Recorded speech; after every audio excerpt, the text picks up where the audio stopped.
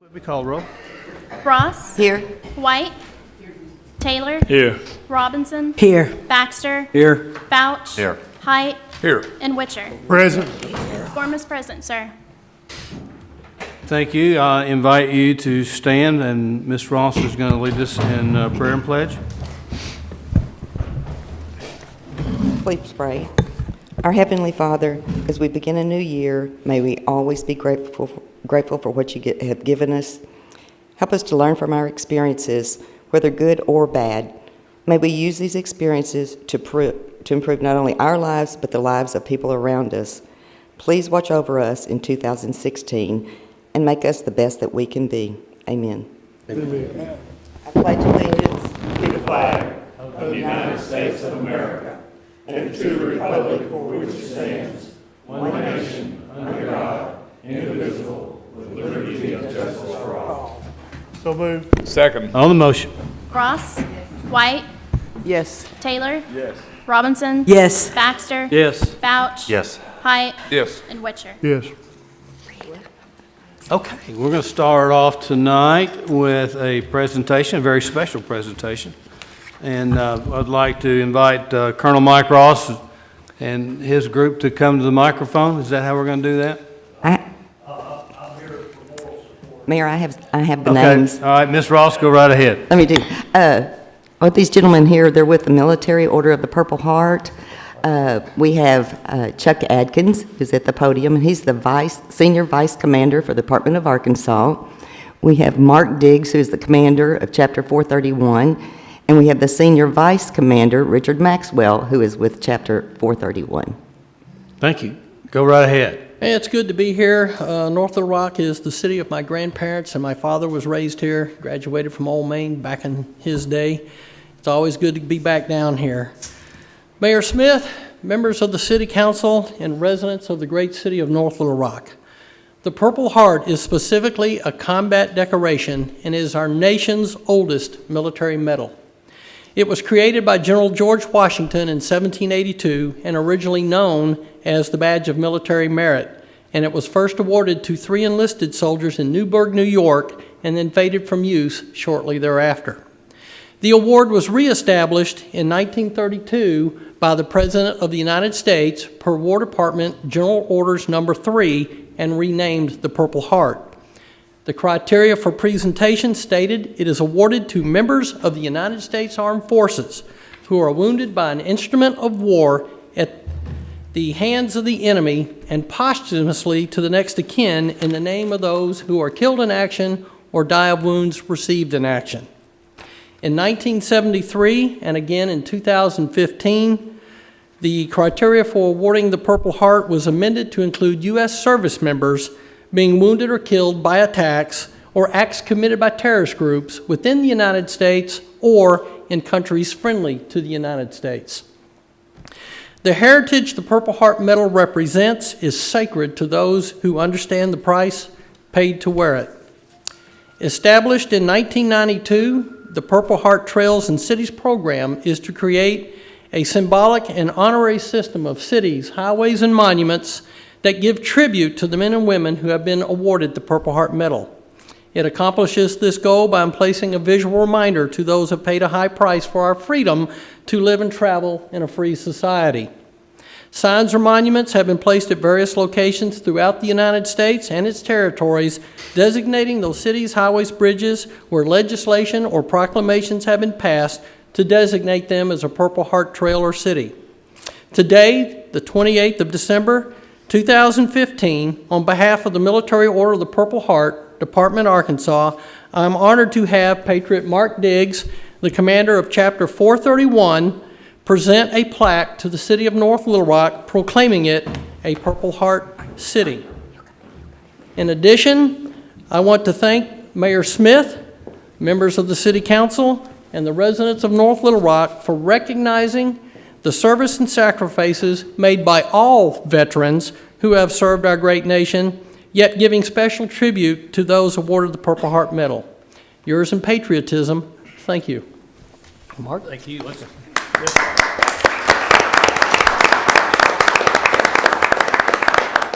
Mayor Smith, on behalf of the Department of State of Arkansas Military Order of the Purple Heart in Chapter 431.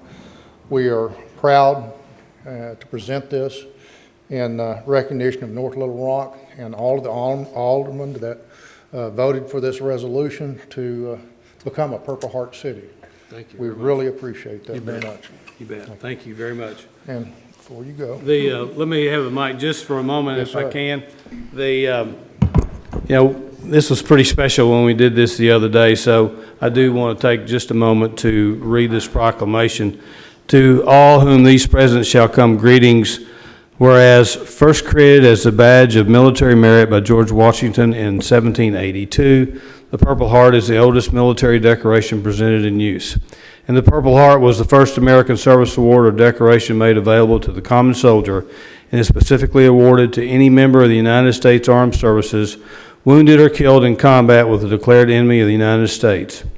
And whereas many former residents of North Little Rock have made the ultimate sacrifice in giving their lives in the cause of freedom, and numerous combat wounded veterans currently reside in this city and contribute to our community in countless ways. And whereas, chartered by an act of Congress, the mission of the Military Order of Purple Heart is to foster an environment of goodwill amongst the combat wounded veteran members of their families, promote patriotism, support legislative initiatives, and most important, make sure that we never forget. And whereas we appreciate the sacrifices our Purple Heart recipients have made in defending our freedoms and believe it is important that we acknowledge them for their courage and show them the support that they have earned. And whereas the City of North Little Rock wishes to pledge its strong support to Military Order of Purple Heart for those who have put their lives at risk in service to their country and their fellow citizens.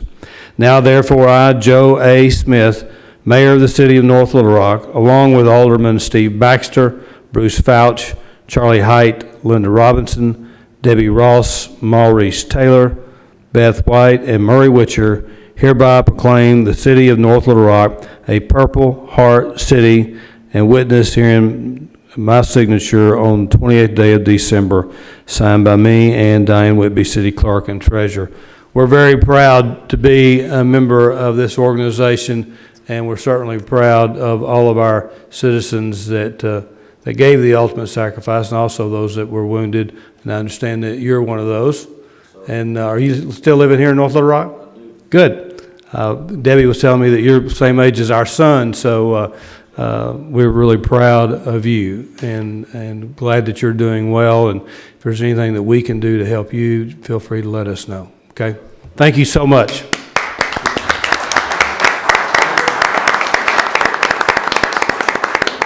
Mayor, And at this time, that lady's trying to get a picture of everybody over there. Not everybody. Look that way. well, we'll get the plaques and the, yeah. We'll sign these pictures.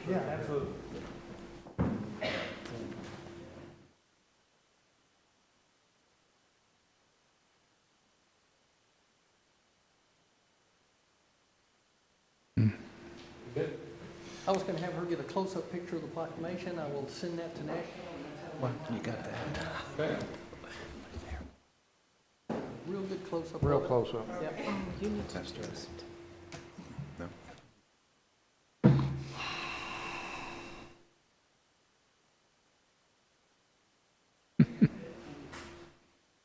Very much for what you do. And we also want to present you with a pen. Okay, thank you, sir. At this time, Patriot Richard Maxwell will present a Military Order of the Purple Heart support pin to the members of the City Council to commemorate the event. Wow. We all get one. Cool.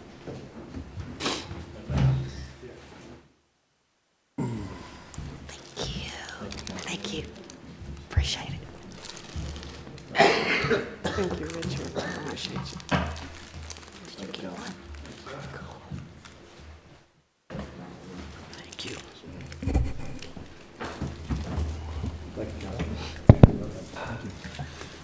Excuse me for not standing. Thank you. Well, these last 2 meetings have been special as far as our military goes, and I'm certainly honored to be part of that. Mayor, Yeah. I think Richard has one more, Richard has one more person that he wants to introduce that he has here with, Sure, Richard. Did you want to introduce Congressman French Hill? Richard also works for Congressman French Hill. And also, there was one thing left out that I've got to mention. This North Little Rock is the first city in central Arkansas to make this proclamation, so it's a historic event going on right there. Thank you very much. And Congressman French Hill's office is represented here tonight by Mr. David Carnahan. He's also a veteran, and he came on behalf of Congressman Hill's office, so thank you very guys. much. Thank you. Thank you so much. We appreciate you. Very proud of you. Okay.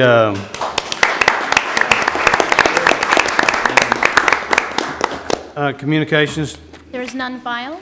none filed. Okay. I just passed out to everyone our report from our Operation Focus.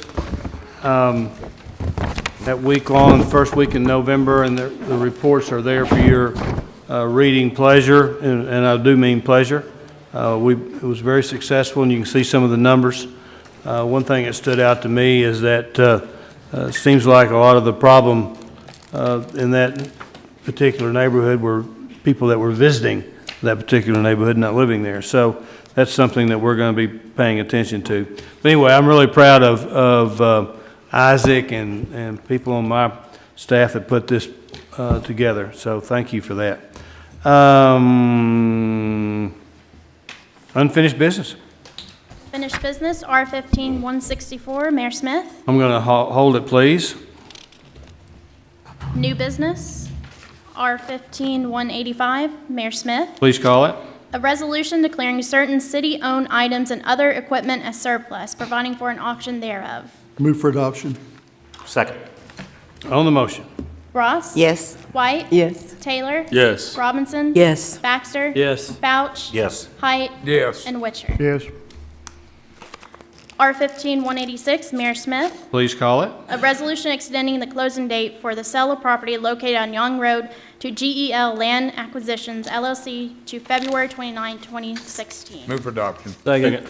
On the motion. Ross? Yes. White? Yes. Taylor? Yes. Robinson? Yes. Baxter? Yes. Vouch? Yes. Height? Yes. And Witcher. Yes.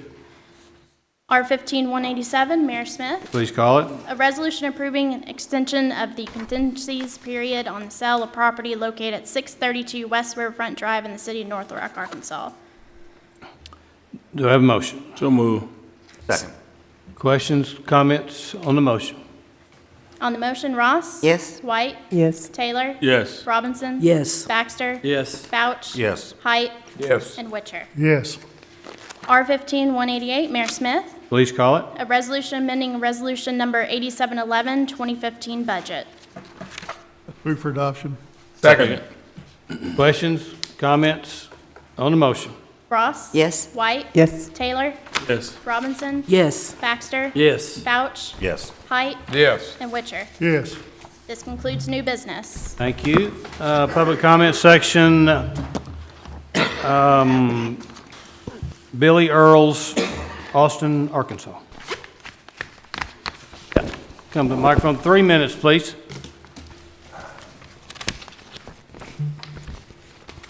Yes, sir. I'm here on behalf of our family cemetery. The access road into it has been blocked off. It's been there since the early 1800s. It's located off of Smoky Lane in North Little Rock.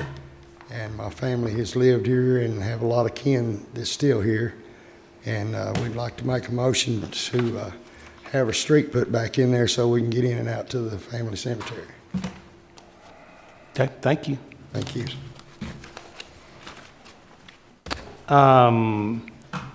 Geneva Earls from Heber.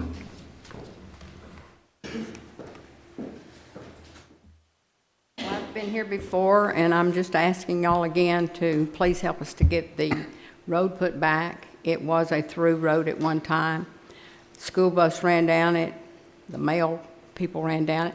I lived past where they have it blocked off at one time. And when we moved, they moved our house up on McCain Boulevard. And since then, it has been sodded and a sprinkler system put in to where you can't drive back to access to the cemetery. And we're just asking again for y'all to help us because we just need your help. Thank you. Thank you, ma'am. Norman Earls,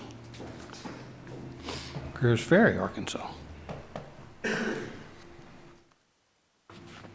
I'm here on behalf of the Richards Cemetery off East 46th and Smoky Lane.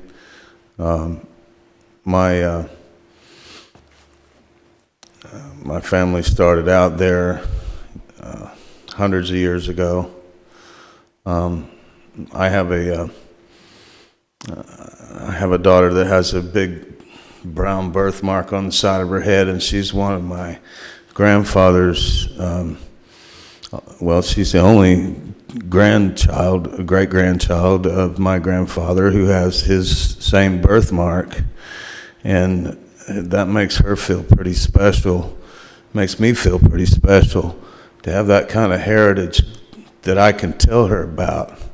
And I used to take my kids down there and tell them, this is where I grew up, this is where my mom grew up, this is where my grandfather grew up, this is where my great-grandfather grew up.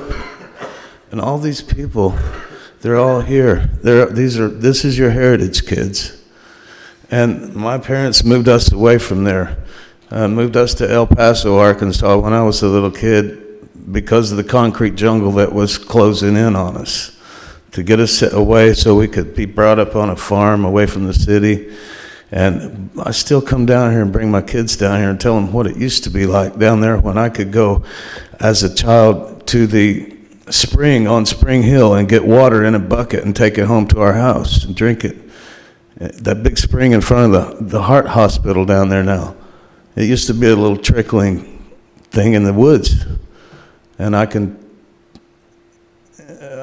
it's part of me. And that cemetery has been surrounded by this concrete jungle. And I don't know who that contractor is that built that apartment complex there or who gave him permission to just close that road off like that, but something's not right there. I don't know. As far as I know, that's still a city street on the maps. And who gave that contractor permission to just shut it off like that is beyond me. But I'd appreciate some attention to that matter because it does mean a lot to me and a lot of people. Thanks. Thank you, sir. John.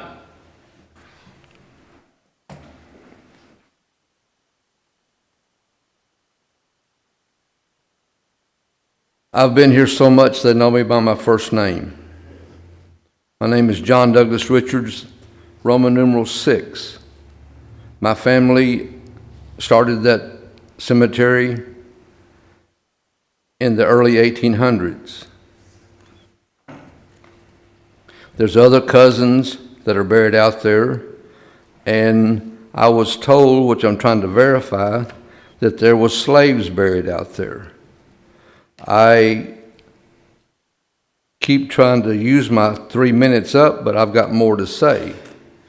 If I had this problem on an agenda, I'd keep you here till 10 o'clock at night with so much information. This road was closed under Mayor Hayes. The people here were not told that there was a cemetery on that road. These people back here, they don't know what's going on. These people up here, they know what's going on. I want this rescinded and the road put back. It's like 70 yards to the entrance of the cemetery. Then another 30 yards to the actual gate of the cemetery.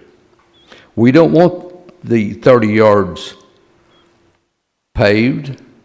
We just want the 70 yards paved to put back to match the normal part of it. And I come up with a brainstorm that if I had the money, I would hire a lawyer and I would subpoena everybody here to court, and the charge would be alienation of affection. Because you have kept me from my ancestors. Thank you. Thank you. Any city council members? Ms. White?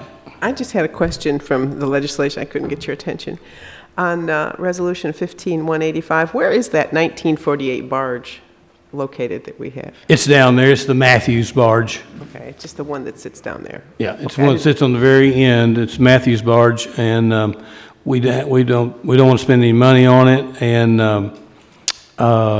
we kind of need to lighten the load a little bit down there, and that's probably the easiest one to go. So we'll see if we get some good bids on it. Thank you. Mr. Baxter? Mayor, I saw a news report tonight with Sergeant Dedrick talking about your new electronic devices that you perhaps got for Christmas. Make sure you tear those down, very small, put them in the recycling bin. Do not put them out where they're visible, and have yourself be inviting to the knuckleheads that are out there. In addition to that, I would just remind everybody, if you did get something new electronic-wise, or even a bicycle or a hand drill, it's got a serial number on it. You need to record that information, so in the event that you're an unfortunate victim, you'll have some information that you can provide to the police department in an effort to get your property back. And, Mayor, it's my understanding that the river is supposedly projected to crest 2 feet higher than it did in June. What's our plan for the park out there and other parts of the city? Well, as I said today, talking to the media, it's like fighting a dinosaur with a switch. We spent all weekend getting everything that we could moved out of harm's way, if you will. We certainly can't stop it from getting up into the soccer fields, very similar to it did last time. We think on the riverfront downtown, it's not going to get any further than maybe the handicap parking spots there by the Patriot and the Razorback. We're going to have some spotty flooding down where we normally do in Gribble area. We just don't know to what extent yet that's going to be. So the fire department's got an incident plan already. PD's got an incident plan. We're as ready as we can be. Gates have been closed in most every place that we have gates.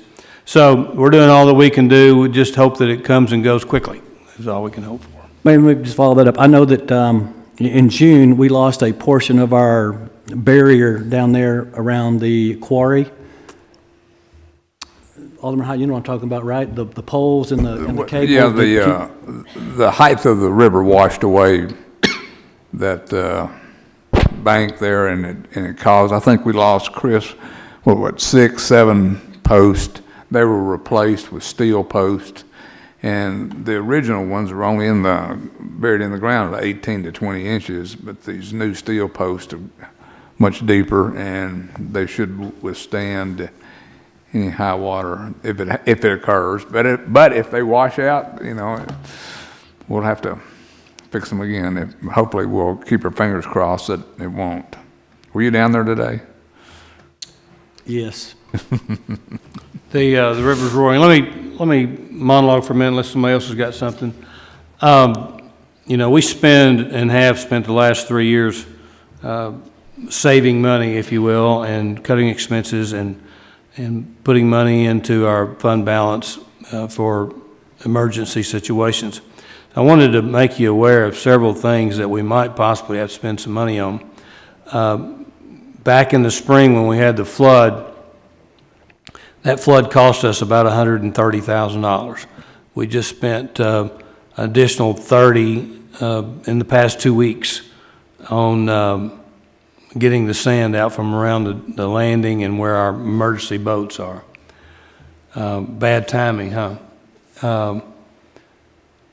So I say that to tell you that I'm anticipating that we might very well have the same $100,000 bill coming in. We had to hurry the last time because of the Snicker tournament coming in. We don't have to hurry this time quite as much, so it might not be quite as expensive. But that's one expense that we're going to have coming at us, we know. The Patriot barge down on the riverbank that where the Mark Twain riverboat ties up to, where, you know, they have parties and stuff on the inside of it.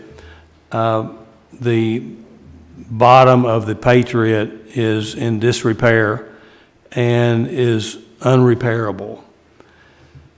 So, we've had experts in here last week. We're meeting with them again in the morning to try to figure out how we can hurry up and get it out of the water and get it on dry land so that we can have it salvaged and without it breaking apart on us. We're really worried about that because it would be very expensive if it sinks where it is. So I'm scared to death.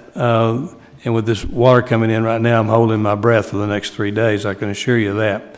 But that's another expense that we're going to have that we weren't anticipating. The sad news of that is that we've had to end our lease with the Mark Twain because we don't have anywhere now for them to tie up to. So we're trying to work with them and trying to help them all we can because we want the Mark Twain to stay here. Lastly, the high river, of course, causes us a lot of havoc at the ballpark because of the groundwater that comes up. And if y'all remember, we've been having issues over the last 7 years with sinkholes. We're having those problems again.